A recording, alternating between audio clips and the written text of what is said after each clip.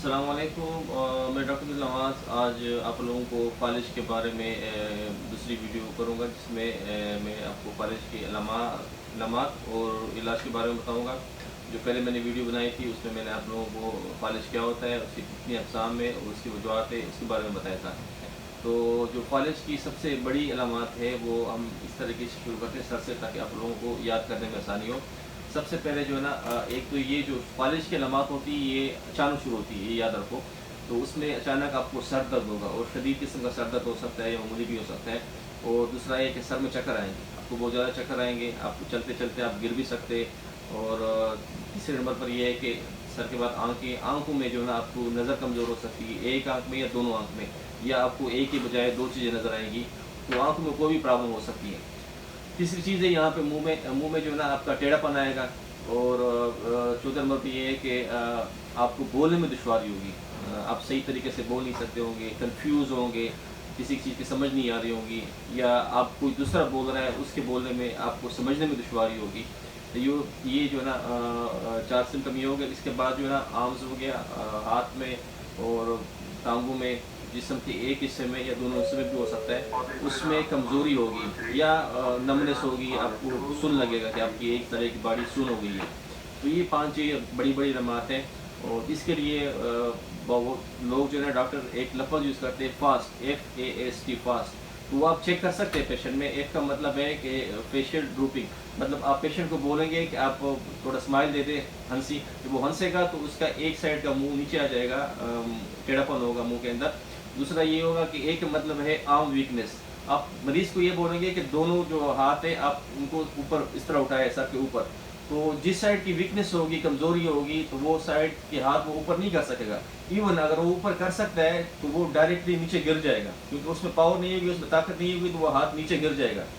तीसरे नंबर पर आप पेशेंट को बोलेंगे कि कोई भी एक जुमला रिपीट कर दो। आप उसको बोलो कि आप कैसे, क्या हो गया है, तो वो जो बोलेगा तो आपको पता चल जाएगा कि ये तो बोलने में इसको दुश्वारी है। चौथे नंबर पर है टी का मतलब है टाइम। इसमें टाइम सबसे क्रूशियल है। जिस तरह हार्ट अटैक में था उसमें टाइम क्रूशियल था, इसमें भी सबसे कीमती चीज़ है टाइम। जितना जल्दी आप डॉक्टर के पास पहुंचेंगे, इलाज शुरू होगा, उतने ही आपके दिमाग के बचने का चांस ज़्यादा होगा। तो सब डायरेक्टली अभी अगर मैं ट्रीटमेंट पे आ जाऊँ तो सबसे पहला काम क्या करना है कि आपको, अगर ये अलामात किसी को है, डायरेक्टली अपने एम्बुलेंस को कॉल करना है। अगर आप बड़े शहर में हैं और अगर आप छोटे देहात वगैरह में, तो अपनी गाड़ी में मरीज़ को लेके जाना है। बड़ी सिटीज़ में ये भी ख्याल रखो, जिस तरह लाहौर, पेशावर हो गया है, उसमें मुख्तलिफ बड़े बड़े हॉस्पिटल है। तो आप पहले से ही मालूमात हासिल कर लो कि कौन से हॉस्पिटल में उसका इलाज सही तरीके से होता है फालिज का, उसी हॉस्पिटल में लेके जाए। उसके अलावा जो है ना एक तो ये अपने पेशेंट को लेके जाना है, 4.5 घंटे या 4 घंटे से पहले लेके जाना है। तो उसमें ये होता है कि सबसे पहले आपका सीटी स्कैन होगा, जो सर का एक्सरे होता है वो होता है। उसमें हम ये मालूम करेंगे कि जिस तरह मैंने आपको पिछली वीडियो में बताया था कि 2 किस्म का होता है, एक जो शरीयान पड़ जाती है, एक जो है ना खून की जो शरीयान होती है वो बंद हो जाती है। तो पहले हम ये मालूम करेंगे कौन से किस्म का आपको फालिज हुआ है, तो उसी के मुताबिक फिर इलाज शुरू करेंगे। अगर वो जो शरीयानें बंद होती है वो वाला आपको फालिज हुआ है, तो उसके लिए एक ड्रिप लगती है, वो 4 घंटे से पहले लगती है। तो उससे जो है ना वो मरीज़ को जो है ना इलाज में मदद मिल सकती है, अगर वो ड्रिप लगा ले। इसलिए वो बार बार बोलते हैं कि टाइम जो है ना क्रूशियल है। इसके अलावा जो है ना बाकी ट्रीटमेंट आप लोगों की काम की नहीं है, वो डॉक्टर का काम है। सर्जरी भी होती है, सर्जिकल तरीके से उसको रिमूव करते हैं क्लाट को। तो जो आप लोगों के लिए इंपॉर्टेंट चीज़ें वो ये हैं कि इलाज के बाद जब आप अस्पताल से डिस्चार्ज होते हैं, वो आप लोगों ने क्या करना है कि जो मेडिसिन आपको प्रिस्क्राइब करते हैं डॉक्टर, ब्लड प्रेशर की या और, वो आपने रेगुलर लेनी, वो आपने नहीं छोड़नी, डॉक्टर की हिदायत के बगैर नहीं छोड़नी। और इसके अलावा आप लोगों ने फॉलोअप करना है। डॉक्टर जिस टाइम भी बुलाएगा, 1 महीने बाद, 3 महीने बाद आपने जाना है। साल में एक बार ज़रूर जाए, ताकि आपके टेस्ट हो, आपको पता चल सके। क्योंकि अब मैं बताया था कि हार्ट की वजह से, दिल की बीमारी की वजह से भी जो है ना वो क्लाट ऊपर जाता है। तो दिल के डॉक्टर के पास भी जाना है अगर दिल का कोई मसला है। और जो स्ट्रोक का फालिज का अपना डॉक्टर होता है, उससे भी आपने इलाज करना है, क्योंकि इसमें दोबारा चांस होता है। फालिज का एक दफ़ा हो जाए तो दोबारा भी चांस होता है, तीसरी बार भी होता है। और वो चांस पहले 1-2 महीने में बहुत ज़्यादा होता है। इसलिए जब भी दोबारा भी कोई इस तरह की इलामात हो तो आपने फ़ौरन डॉक्टर के पास जाना है। इसके अलावा जो है ना आप लोगों ने जो जिस वजह से फालिज हो सकता है वो चीज़ें कम करनी है। अब सिगरेट स्मोकिंग है, आपने बिल्कुल छोड़ना है फालिज के बाद। आपका मोटापा है, मोटापे को कम करना है, वज़न कम करना है। इसके अलावा आपको ब्लड प्रेशर है, ब्लड प्रेशर की दवाई लेनी है, नमक कम करना है और ब्लड प्रेशर कंट्रोल में रखना है। चौथे नंबर पर अगर आपको डायबिटीज़ है, डायबिटीज़ को भी कंट्रोल करना है। और एक्सरसाइज करनी। एक्सरसाइज बहुत ज़्यादा इंपॉर्टेंट है, तो उससे जो है ना एक तो आपका वज़न भी कम हो जाएगा और बाकी जो है ना वैसे भी जो सेहत के लिए एक्सरसाइज अच्छी है। तो ये 6 चीज़ें अपनी करनी है।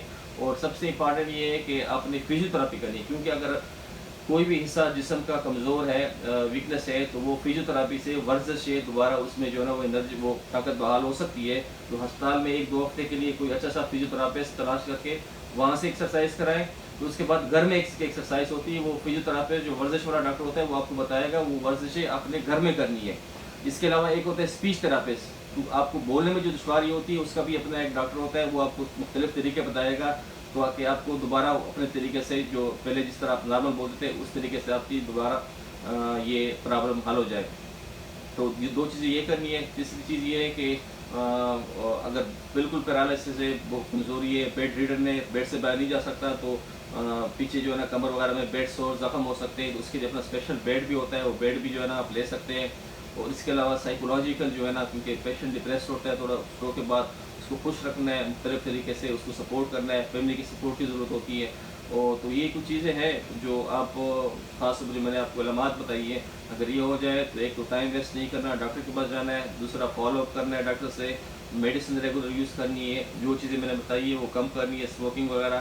तो बाकी जो है ना इसका इलाज है अगर टाइम पे पहुंच जाए, और ये भी याद रखें कि दोबारा भी हो सकता है।